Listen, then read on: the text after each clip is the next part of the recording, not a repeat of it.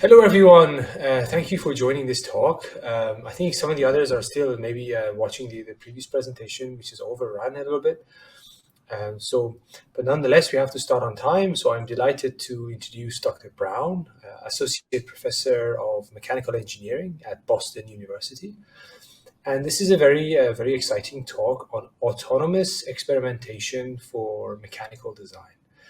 So yeah, Dr. Brown, we look forward to see how we can let the robot design it. The stage is yours.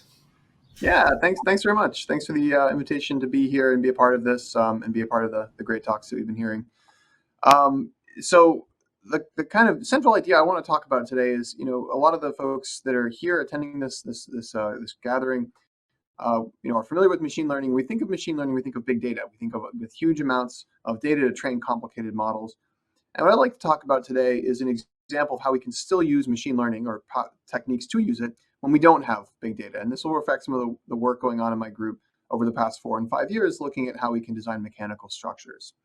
And we think about mechanical properties to optimize. What I want you to think about is that of energy absorption. And so we are surrounded in our daily lives by structures designed to absorb mechanical energy to keep us safe, to keep us comfortable. So things like the crumple zone in a car, the padding in a helmet, or even just the padding in a material, what if you might order some sensitive electronics from Amazon, they might come in some padded material to keep it safe. Or things like, in sports equipment you might use on a daily basis. Now, the central idea of these is their goal is to absorb mechanical energy. And so what that should look like, the picture in your mind, I'll show one plot to illustrate this, which is if you think about the force something exerts versus how much displacement it is under, typically a curve is going to look something like this. You have some initial regime where it's elastic, then it flattens out.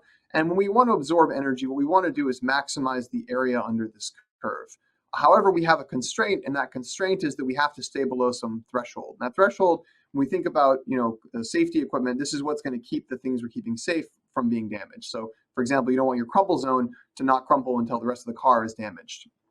And so this is a challenging thing to do. And so the reason this is complicated is we don't have great ways of simulating this. So every time we want to study this, we need to do an experiment. An experiment, we take an object and we crush it, or do some other kind of process to it.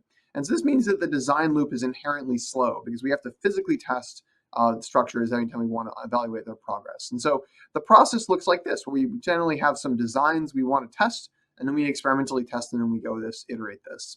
Now, what I want to talk about today are some processes that we've developed and some we've explored for accelerating this process. So really trying to bring to bear machine learning techniques when data are scarce, so when we don't have big data. And so a few of the ideas I'll talk about may be self-evident. For example, we want to be able to do the tests as fast as possible.